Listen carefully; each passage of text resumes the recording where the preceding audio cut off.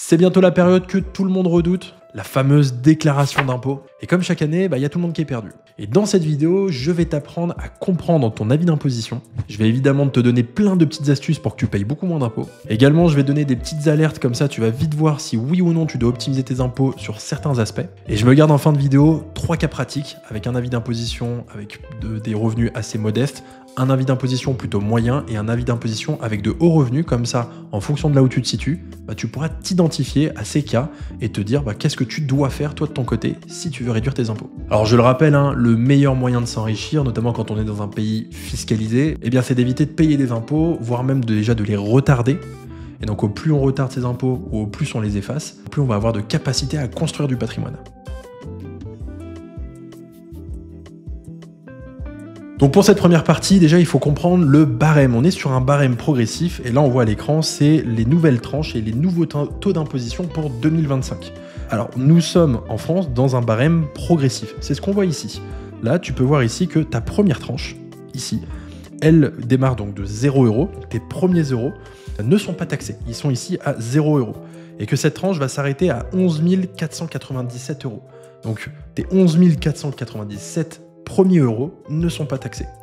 Tout ce qui va dépasser ici, donc dans cette tranche numéro 2, entre 11 498 et 29 315 €, tu vas être taxé à 11%. Dis-toi une chose, si tu remplis la tranche à 11, ça représente quasiment 1950 € d'impôt. C'est ce qu'il faut te dire. Tranche 3, de 29 000 à 83 000, celle-là, elle fait mal. Donc admettons que tu gagnes 33 000 €, et tu as déjà 4 000 € qui sont dans cette tranche à 30. Et 4 000 € en tranche à 30, ici tu vas payer donc un tiers, donc tu vas payer 1 250 € d'impôt. Donc c'est là où ça commence à chiffrer un petit peu plus vite en tranche à 3, en tranche à 30, et évidemment dès que tu vas dépasser la tranche, donc 83 000, tu vas passer au-delà, tu seras en tranche à 41 ici, donc tout revenu complémentaire tu vas payer 41% plus, et la dernière tranche, c'est la tranche à 45. Et il faut bien que tu te dises une chose, si tu gagnes plus de 29 000 € par an, dis-toi qu'à chaque fois que tu vas avoir une augmentation, tu vas être taxé à 30%. Donc maintenant qu'on a vu le barème, ça c'est le barème pour une part fiscale. C'est ça qu'il faut bien prendre en compte, parce que là on va parler des parts fiscales. Quand on est célibataire, là on a pris l'exemple, on n'a qu'une seule part. Le fait d'être seul dans un foyer fiscal, donc célibataire sans enfant, on a une part fiscale. Et donc en ayant une part fiscale, évidemment le calcul est très simple, revenu annuel de 30 000 €, on a évidemment 11 497 € en tranche à 0 qui génère 0 € d'impôt. Ici, on est bien sur un détail, si on a rempli toute la tranche à 30 de 1 959 €. Donc on voit bien, on prend la tranche haute avec la tranche basse, ça fait à peu près 17 000 € de revenus en tranche à 11, ça nous génère quasiment 2 000 € d'impôt. Et là donc cet individu gagne 30 000 € par an, net imposable, et donc il dépasse un petit peu de cette tranche, et il va payer 200 € d'impôt. Donc quand on additionne tout ça, ici, on se retrouve avec un impôt de 2 165 €. Alors, est-ce que ça fait mal? Alors oui, ça fait toujours mal de payer des impôts. Cependant, il faut aussi relativiser. Ça représente que 7% de son revenu. On est dans l'un des impôts sur le revenu les plus faibles d'Europe. Il faut savoir que notre taux moyen d'imposition sur le revenu est de 9%. C'est ce qu'il y a de plus faible. Donc, même cette personne, s'il n'optimise pas ses impôts, les impôts ne représentent pas grand-chose par rapport à ce qu'il gagne. Il faut vraiment en avoir conscience. Et donc, ça, c'est que pour une part fiscale. Et donc, dès qu'on va avoir, par exemple, 2 parts fiscales, on va ni plus ni moins que multiplier par 2 toutes ces tranches pour calculer l'imposition. Alors attention, c'est pas parce qu'on multiplie les tranches par 2, on fait aussi l'addition des 2 revenus. Un couple qui gagne chacun 30 000, ils vont du coup être imposés sur 60 000 €. Et donc c'est ça qui est intéressant à savoir, c'est qu'évidemment, si votre foyer fiscal comporte plusieurs personnes, le calcul de l'impôt en tient compte pour fixer votre nombre de parts, et donc ça c'est ce qu'ils appellent le quotient familial. Ici on va retrouver un tableau sur le nombre de parts. Donc ici, évidemment, quand on est célibataire, divorcé ou veuf sans enfant à charge, on va évidemment retrouver une seule part. On n'a qu'une seule part pour cette partie, donc calcul très simple, généralement c'est là où on paye le plus d'impôts. Dès lors qu'on est pacsé ou marié, on va retrouver du coup, on va cumuler nos 2 parts qu'on appelle 2 parts actives. Voilà, c'est 2 parts, ça fonctionne comme votre part à vous, mais sauf que vous en avez 2, et vous mutualisez vos revenus. généralement, on y paye un petit peu moins d'impôts. Sur des personnes qui sont sur les mêmes revenus, ça change pas grand-chose, mais c'est bon à savoir. Là, par contre, ce qui va être intéressant, c'est les parts avec les enfants. Donc là, on voit, vous pouvez prendre tous les cas et trouver celui qui vous correspond. Célibataire ou divorcé, vous avez bien votre part, mais avec un enfant à charge. 1,5. Je vous laisse aussi les autres cas à l'écran pour que vous puissiez, vous pouvez mettre pause et regarder lequel vous correspond et vérifier si vous avez bien le bon nombre de parts, ce qui est déjà la première des choses quand vous voulez comprendre votre avis d'impôt. Donc là, un moyen assez mnémotechnique très simple, dites-vous qu'à chaque fois que vous avez un enfant, votre premier enfant surtout, premier enfant, vous êtes papa, vous êtes maman, il va vous générer 0,5 parts supplémentaires. Le deuxième enfant, c'est absolument la même chose, il va vous faire 0,5 parts supplémentaires. Hop. Mais attention, à partir du troisième enfant et tous les autres, c'est plus 0,5 parts, c'est une part. Donc là, tu as compris une chose, plus tu as d'enfants, moins tu payes d'impôts. Attention cependant, ces parts, elles ne sont pas illimitées, elles vont être plafonnées. C'est pour ça qu'on parle souvent du plafond du quotient familial.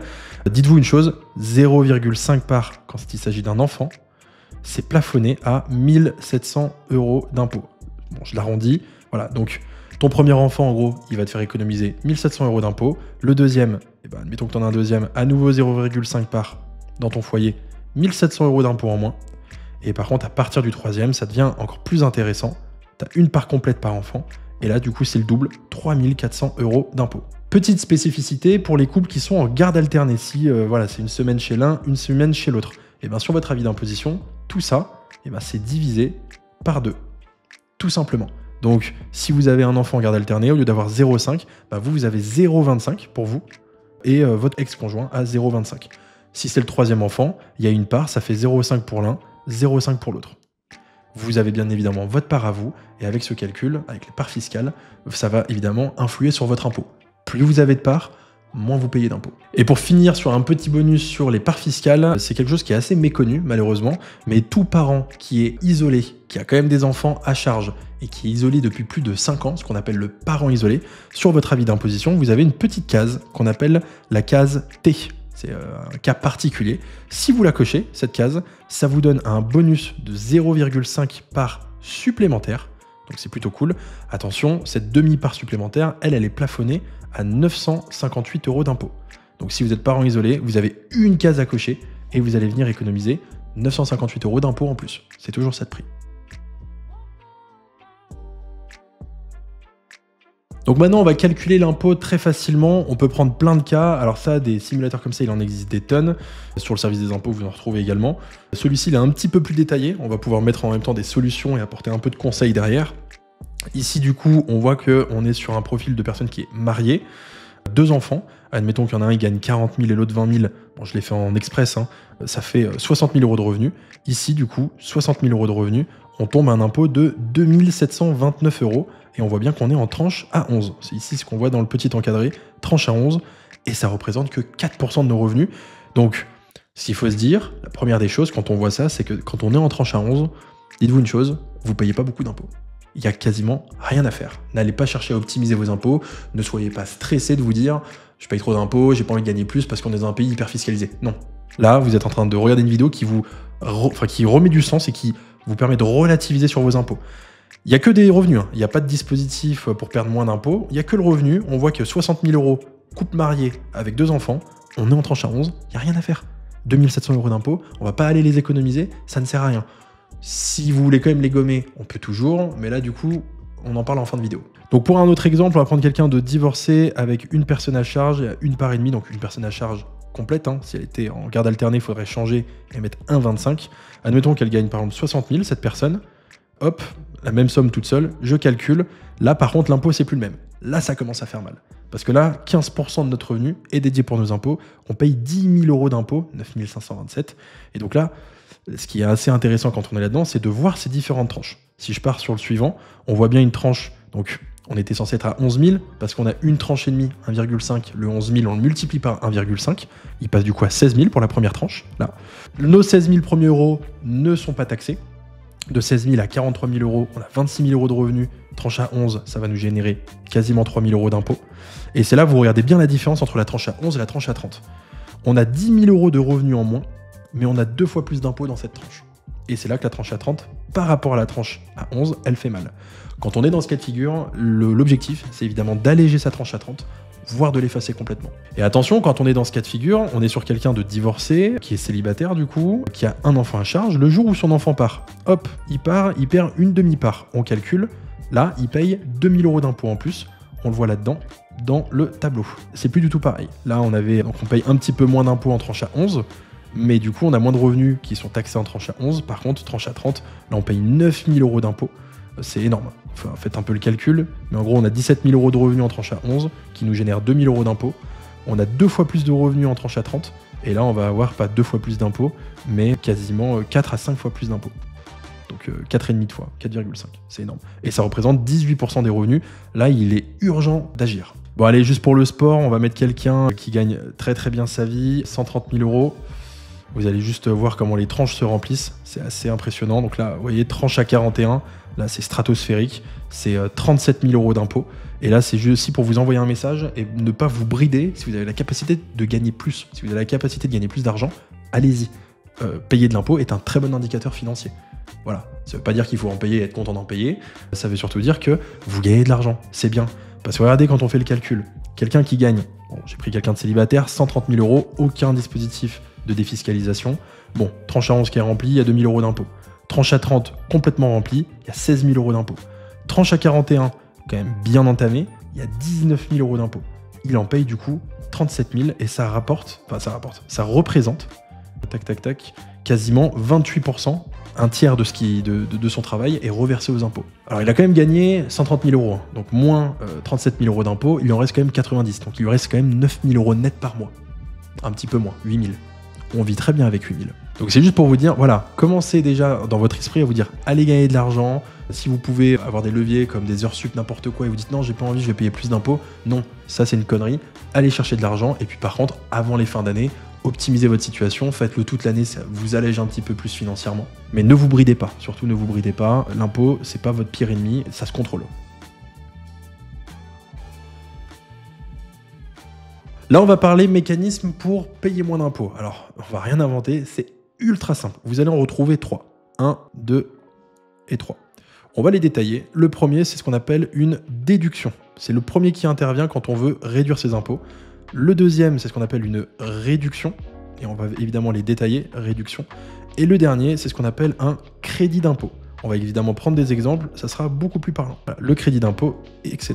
Quand on va commencer par une déduction, ça va être assez simple. Une déduction, ni plus ni moins, comme dans son nom l'indique, c'est on le déduit de votre revenu. Vous gagnez, admettons, 32 000 € par an. Vous avez un dispositif de déduction qui vous permet de déduire 3 000 €. Alors, un exemple, admettons, le plan d'épargne retraite. Vous mettez 3 000 € sur un plan d'épargne retraite chaque année, ça va vous créer une déduction fiscale.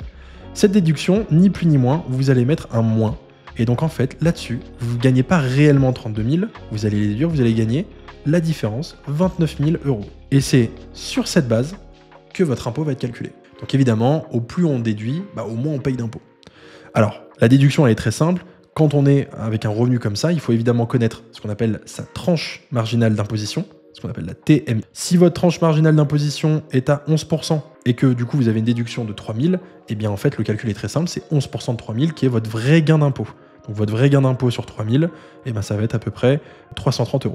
Voilà, 330 €. Si par exemple on était sur une tranche d'imposition à 30%, là c'est très simple, votre gain d'impôt serait de 1 000 €, donc ce serait le tiers. Si vous serez sur une tranche à 41%, bon, ce qui n'est pas vraiment le cas parce qu'on est sur un revenu à 32 000 €, et bien du coup ce serait pareil, votre gain d'impôt serait de 41%, ce montant donc à peu près, donc ça vous ferait 1 230 € d'impôt en moins. Ça c'est le gain fiscal que vous aurez grâce à une déduction.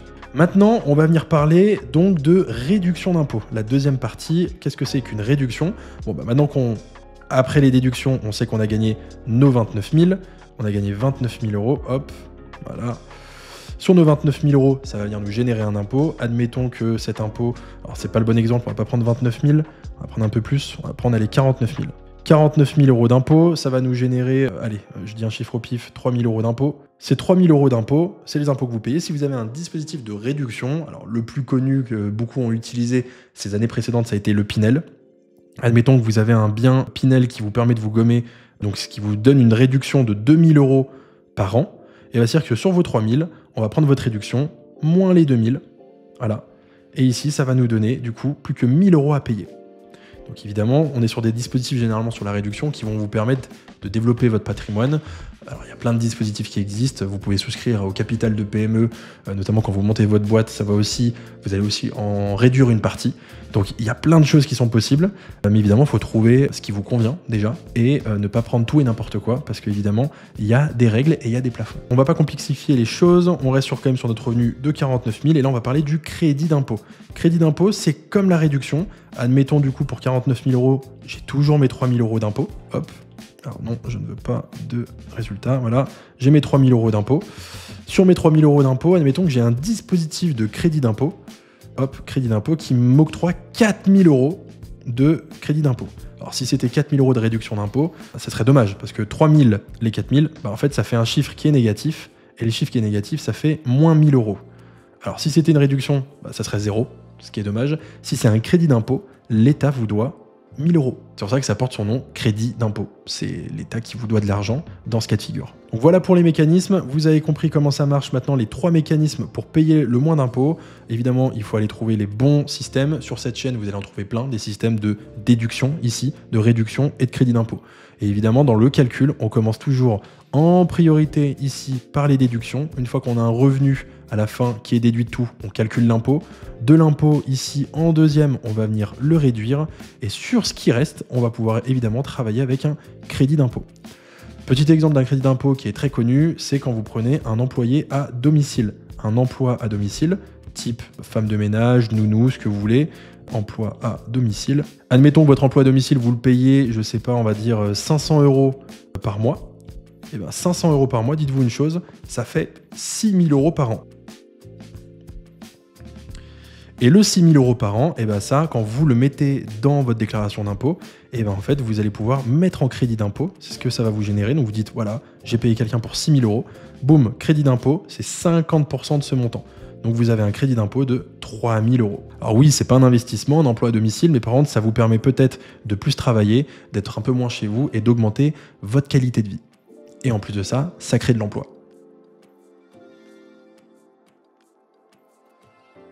Là, on va parler des bons réflexes tout simples sur les avis d'impôt. Alors, très clairement, quand vous avez votre avis d'impôt, que vous faites votre déclaration, la priorité, c'est déjà, numéro 1, vous vérifiez votre situation. Et donc, qui dit vérifier votre situation, dit votre nombre de parts. C'est très important. Est-ce que vous avez les bonnes parts? Est-ce que vous avez bien déclaré? Est-ce que ça a été bien déclaré? Parce que, comme je vous dis, au plus vous avez de parts, au moins vous payez d'impôts. Le deuxième réflexe, c'est sur votre revenu. Quand vous avez du revenu, sachez une chose, vous avez un abattement automatique de 10%. Alors sur des hauts revenus, c'est un peu moins intéressant, mais admettons que vous gagnez, on va prendre un exemple, tu gagnes 30 000 €, mais ton activité, elle te coûte justement parce que tu es salarié, tu as des déplacements, donc tu as des frais engendrés par l'activité qui te génère ce salaire. Si les frais générés par salaire sont supérieurs à 10% de ce que tu gagnes, c'est mieux de passer aux frais réels. Donc une option, soit tu fais rien, automatiquement tu as 10% d'abattement. Donc en gros, ça veut dire quoi les abattements? Tu as moins 3 000 €, ce qui sont tes 10%, et donc tu vas être imposé sur 27 000 €. Ou alors, tu fais en frais réels, FR, frais réels. Si admettons là, du coup, en frais réels, tu as 4 500 € de coûts pour gagner tes 30 000 €, et ben ça veut dire que tu prendras la différence.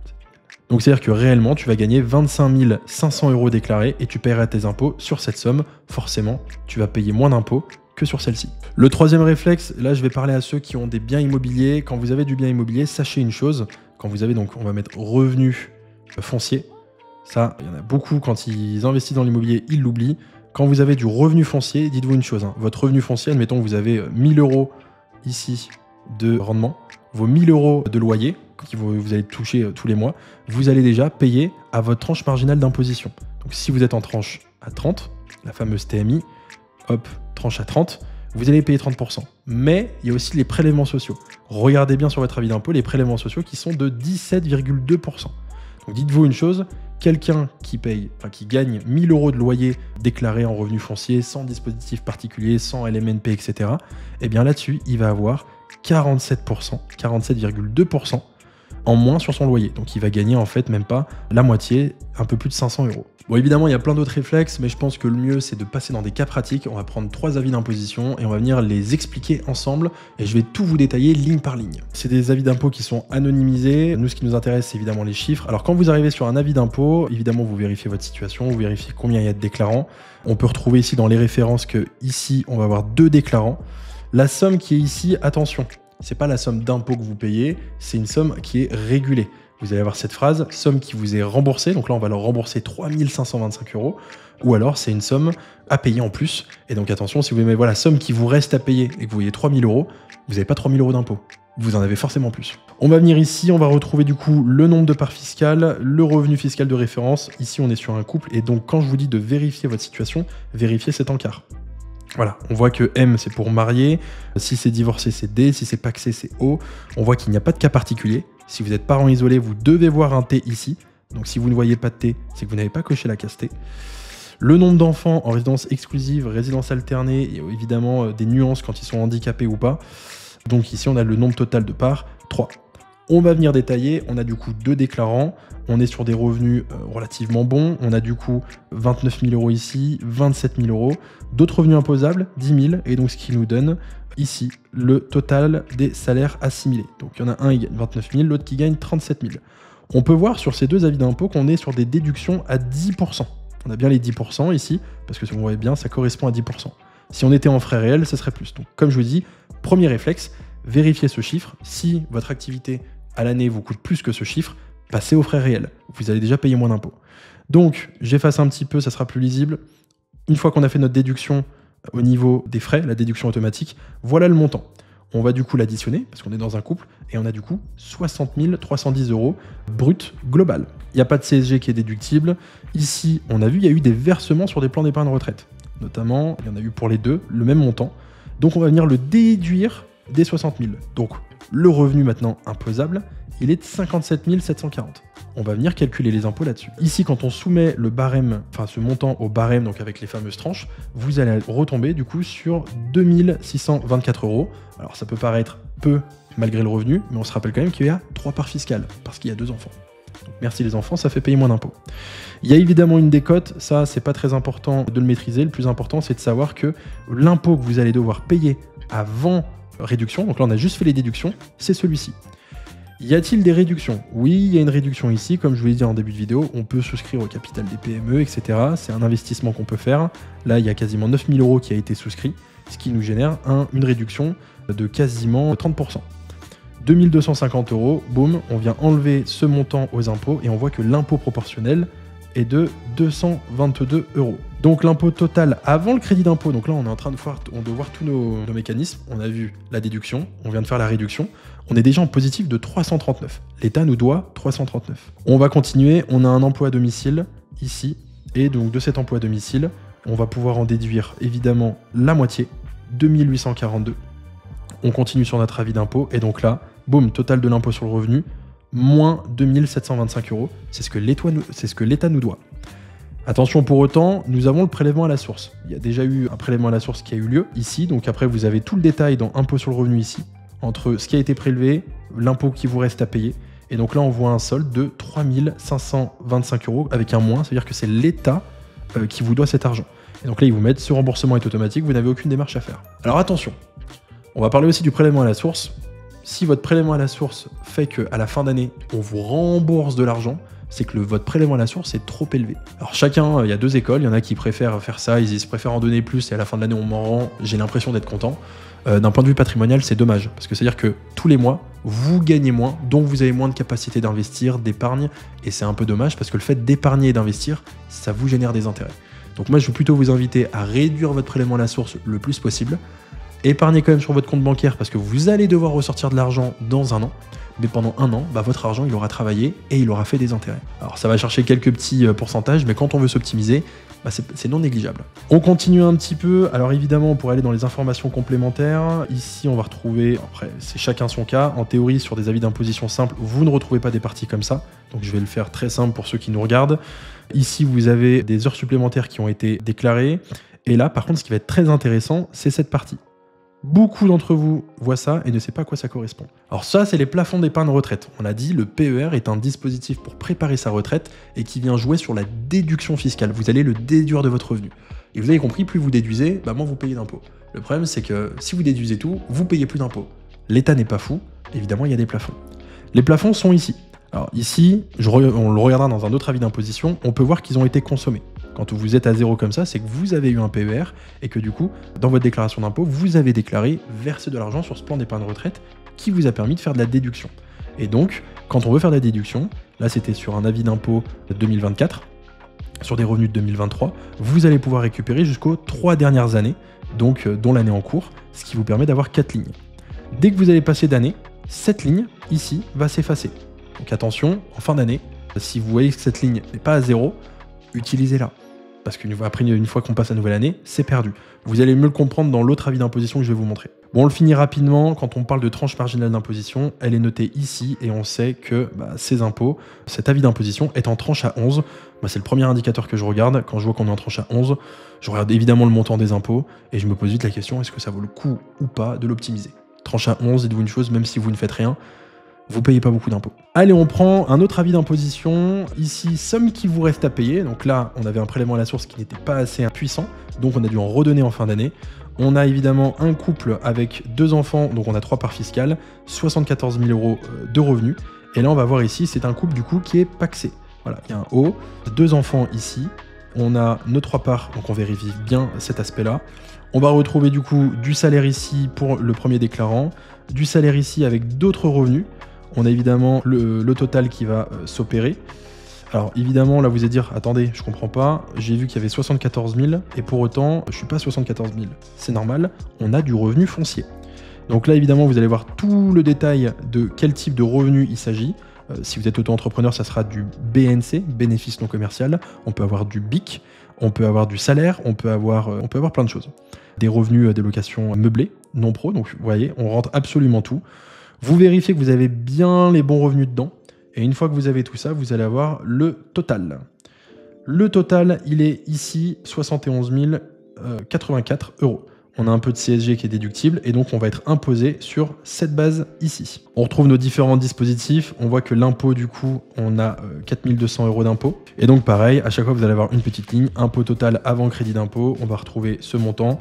Qu'est-ce qu'on va retrouver également? Le crédit d'impôt, on a eu des frais de garde. Sachez que quand vous avez des jeunes enfants, vous pouvez avoir des frais de garde. Et c'est pareil, c'est 50% du montant que vous avez déclaré qu'on vient mettre en crédit d'impôt. On a du coup notre impôt net, ce qui nous reste à payer. Enfin, c'est pas ce qui nous reste à payer, pardon. L'impôt total sur nos revenus, 3 562. Ici, on va avoir nos revenus fonciers. On l'a dit, les revenus fonciers vous génèrent de la CSG CRDS. C'est ici que ça va se passer. Et vous allez voir qu'en prélèvements sociaux, vos revenus locatifs vous ont généré 1 461 €. Tout ça, ça va venir s'ajouter. On continue. Et ici, on a tout le calcul. On a les impôts. On a ce qui a été retenu à la source. On a un acompte qui a été prélevé et une avance sur les réductions crédit d'impôt. Bon, tout ça, si vous ne le comprenez pas, dites-vous que c'est ici que la balance va se faire. Et à la fin, on voit solde sur les impôts sur le revenu, 450. C'est pas fini. On a aussi d'autres prélèvements sociaux qui sont là, qui génèrent 1 229 €. Donc pareil, ça vient s'additionner. Total net à payer, voilà, il vous reste 1 679 € à payer avec tout ce qu'il y a eu. Donc oui, quand on fait plein de choses dans sa vie et qu'on ne réfléchit pas, et ben on peut vite se retrouver dans ces situations où on a des gros prélèvements, notamment sur les prélèvements sociaux. Là, on se fait le petit focus sur les plans d'épargne retraite, on le retrouve ici, et donc là, je vais vous donner des petits tips pour pouvoir optimiser votre avis d'impôt. Quand vous êtes dans cette situation, que vous êtes dans une tranche à 30, bon, ça représente quand même que 5% des revenus, soit, mais vous êtes dans une tranche à 30. Ici, là, on est sûr de quelqu'un qui n'a pas utilisé ses plafonds d'épargne retraite. Comment on peut le savoir? Parce qu'en fait, en 2021, le plafond annuel de la Sécu était de 41 140 €. Ça, c'était le plafond annuel de la Sécu qui est monté d'ailleurs à 4 399 € à partir de 2023. Et évidemment, il monte, donc à chaque fois, ce plafond, il change. L'État vous dit, vous pouvez épargner pour votre retraite, et pour vous inciter à le faire, vous allez avoir une déduction fiscale, mais elle est plafonnée. Vous avez le droit de taper dans les 3 dernières années, dont l'année en cours, c'est pour ça qu'on a ici 4 lignes, et c'est plafonné à 10% du plafond annuel de la Sécu. C'est pour ça qu'on retrouve 4114, 4114, 4114, et là, c'était un petit peu plus. Petit cas à part, on va le voir. Sur le déclarant 2, c'était 4 399 parce que le plafond annuel de la Sécu en 2023 était de 43 990 €. Alors qu'est-ce que ça veut dire quand on n'a pas le même chiffre et qu'il est supérieur? Ça veut dire qu'on gagne plus que le plafond annuel de la Sécu. Quelqu'un qui gagnerait 50 000 € par an, eh ben, il devrait voir chaque année 5 000 € de plafond d'épargne retraite. Donc sur le plan d'épargne retraite, c'est très simple, le calcul, pensez à mettre 10% par mois dessus, seulement si vous êtes en tranche à 30. Si vous êtes en tranche à 11, ça n'a pas beaucoup d'impact. À partir de la tranche à 30, 41, 45, un PER est très efficace. Et donc le calcul de base, il va être très très simple. On va effacer un peu pour pouvoir écrire par-dessus. Ce qu'on se dit, c'est quoi? C'est que évidemment, vous arrivez en fin d'année, vous voyez ce montant que vous n'avez pas consommé, vous versez au minimum ce montant sur votre plan d'épargne retraite pour optimiser vos impôts. Vous pourriez utiliser les autres. Le problème, c'est que du coup, si vous utilisez tout, c'est très bien. Vous allez payer quasiment pas d'impôts sur cette année, mais l'année d'après, vous n'aurez plus de budget. Donc à la limite, si vous voulez cramer des lignes, cramez les 2 premières, n'allez pas cramer les autres. Et sachez aussi une chose, quand vous êtes pacsé ou marié, ou même si vous avez des enfants, vous allez avoir d'autres déclarants, vous pouvez taper dans les enveloppes du voisin. Donc là, il n'y a pas d'enfant qui génère encore des parts. C'est à partir de 18 ans que ça le fait. Dès que votre enfant a 18 ans, il va générer lui aussi des plafonds d'épargne et vous allez pouvoir les utiliser pour votre propre plafond d'épargne retraite. Si par contre on est en début d'année, là, faut pas vraiment s'embêter. Vous prenez même pas ce montant, vous prenez 10% de vos revenus et vous le mettez sur votre PER. Si vous gagnez 30 000 €, allez, on va prendre 30 000. Alors oui, 30 000 €, vous pourriez techniquement parlant aller jusqu'à ces montants. Mais le problème, c'est que vous n'avez peut-être pas l'argent de le faire. Donc prenez 30 000 €, vous mettez 3 000 € par an sur un plan d'épargne retraite, ce qui correspond à peu près à 250 € par mois pour votre retraite et vous allez capitaliser. Alors évidemment, si vous le mettez sur votre plan d'épargne retraite, là-dessus, il faut que ça travaille. Si vous le faites à la banque, il y a de fortes chances que le taux de rendement soit pourri. Allez chercher au moins un rendement net supérieur à 5%. C'est déjà très bien. 5%, évidemment, si on peut tirer un peu vers du 8%, faites-le. C'est très facile de se rapprocher du 8% quand on prend un risque qui est dynamique. Et en fait, pourquoi prendre du dynamique? Le dynamique, il n'est pas si risqué quand vous avez un horizon de placement long terme. Dans le cadre d'un plan d'épargne retraite, c'est jusqu'à votre retraite. Si vous êtes à la retraite dans 20 ans, c'est tout indiqué. Allez, le dernier cas qui est un cas pour ceux qui ont des hauts revenus. Là, on va s'expliquer beaucoup de choses. Alors ici, on voit somme qui vous reste à payer 6 320 €. Ça ne veut pas dire que vous payez 6 000 € d'impôts. Vous en payez plus que ça. On voit ici qu'il y a 2 parts. Quelle est la situation? On a quelqu'un du coup de divorcé.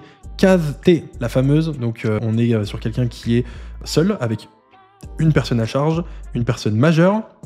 Et donc, on a bien 2 parts. Attention, la case T, elle rajoute 0,5% de bonus, mais elle est plafonnée à 958 € de réduction d'impôt.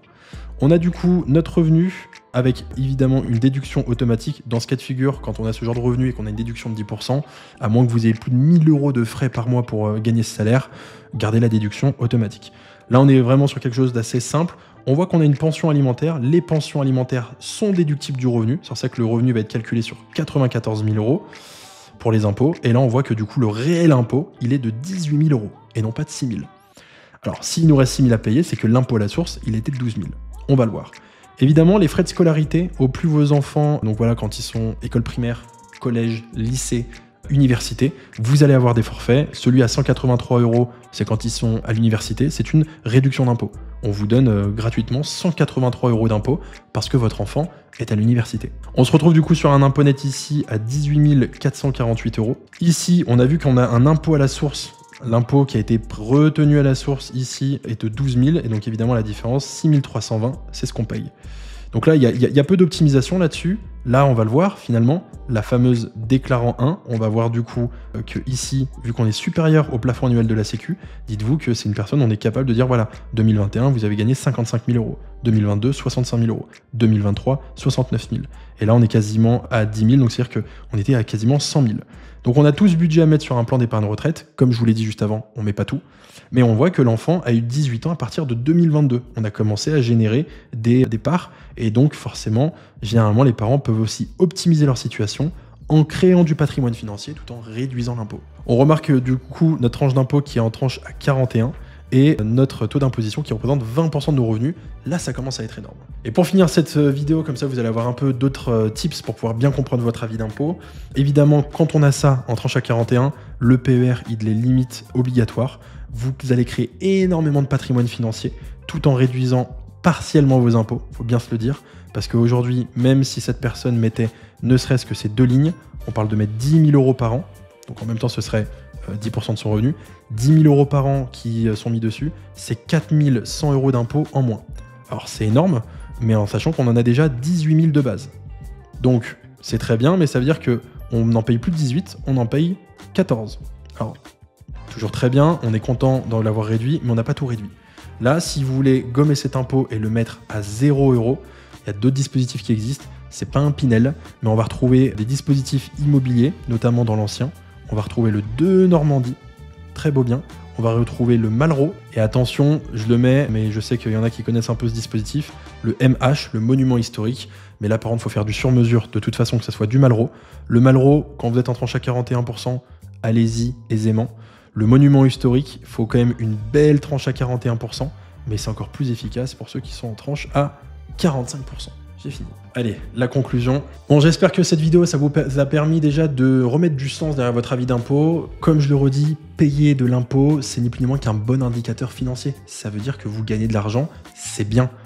Pour autant, évidemment, comme tout le monde, on n'a pas envie de payer de l'impôt. Et si on veut développer son patrimoine, la première des choses à regarder, c'est déjà les impôts. Parce que si vous êtes capable d'économiser de l'impôt, il vous reste donc plus d'argent, mais évidemment, l'État n'est pas fou, vous avez le droit de réduire vos impôts dans des dispositifs qui évidemment conviennent à l'État, notamment sur les dispositifs immobiliers, mais notamment sur l'aspect financier, la retraite notamment.